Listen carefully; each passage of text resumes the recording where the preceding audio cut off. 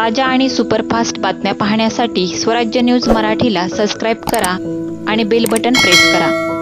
Railway स्टेशनवरील स्वच्छतागृहात 10 रुपये देण्यापेक्षा थांबलेल्या मालगाडीच्या डब्याच्या खाली शौचाला बसलेल्या महिलेच्या अंगावरून 5 डबे गेले तरी महिलेचा जीव वाचला आहे।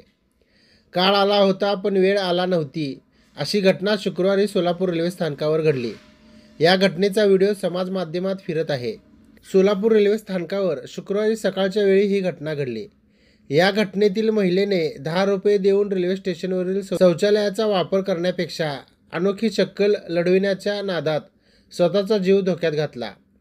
रेल्वे स्थानकावर सायडिंगला थांबलेल्या मालगाडीच्या खाली ही महिला शौचाला बसली। काही वेळात ही मालगाडी सुरू झाली। ही घटना सफाई कामगार मंगेश शिंदे यांच्या निदर्शनास येताच त्यांनी त्या महिलेस डोके खाली करून तसेच पडून राहण्यास सांगितले। या महिलेच्या अंगावरून मालगाडीचे 5 डबे गेले तरी देखील तिला काहीच झाले नाही। रेल्वे पोलीस आपल्यावर कारवाई करतील या भीतीने ते लगेच तेथून निघून गेल्या।